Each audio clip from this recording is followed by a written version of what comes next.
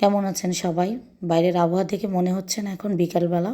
না, এখন বিকালবেলা না, এখন 9টা 45 বাজে।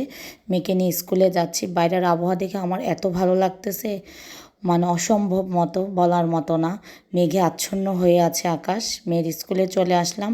আজকে মেয়ের সায়েন্স প্রজেক্ট আছে, কিন্তু মেয়ে নাস্তা করে আসেনি। যেহেতু ভেবেছিলাম তাড়াতাড়ি হবে, তাই বেকারিতে চলে আসলাম। এসে মেয়ের জন্য নাস্তা নিয়ে গেলাম, স্যান্ডউইচ নিয়ে গেলাম, কারণ সকালবেলা এর চেয়ে ওর বেশি কিছু খেতে চায় না। যেহেতু এখনও ছোট মানুষ, ওর খাওয়া দাওয়ার প্রতি এত রুচি নেই। তাই বাইরে একটু ভিডিও করে নিলাম। আকাশ দেখে মনটা ভরে গেল। আমার শীত খুবই পছন্দ। শীত যেরকমই হোক আমার খুব ভালো লাগে। আমি এজন্য মাঝে মাঝে চাই শীতের দেশগুলোতে আমি ঘুরতে যাওয়ার জন্য। যাই হোক, দেখুন না আকাশ কত সুন্দর মেঘাচ্ছন্ন হয়ে আছে। একদম মন চায় গ্রামে চলে যাই, গ্রামে যে শীতটাও উপভোগ করি। তা তো সম্ভব না, মেয়ের স্কুল ছুটে গেছে। এই যে আজকে সায়েন্স প্রজেক্ট হবে, আমি উপরে চলে আসলাম, মেয়েকে নাস্তা দিলাম।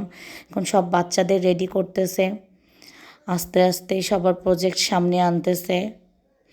বাচ্চারা এত সুন্দর করে প্রজেক্ট করতেছে, যা অনেক ভালো লাগতেছে। কিন্তু বাচ্চারা তো না, গার্জিয়ানও আছে। এই যে আমার রাজকুমারীর আজকে মন খারাপ। ওর বান্ধবীরা কেউ ওর সাথে নেই, যেহেতু গ্রুপ প্রজেক্ট হয়েছে। এক গ্রুপে 5 জন করে থাকে, তাই মেয়েকে সান্ত্বনা দিয়েছি যে এটা তো আমাদের হাতে নেই, এটা তোমার ম্যাডাম করেছে। নেক্সট সায়েন্স গ্রুপে আমি মিসকে বলে দিব অবশ্যই যেন তোমার ফ্রেন্ড একজন তোমার সাথে থাকে। এই যে টিচাররা ছবি উঠাচ্ছে, এখন প্রিন্সিপাল ম্যাডাম এসে ওদেরকে মার্ক করবে যে কারটা ভালো হয়েছে, কীরকম হয়েছে।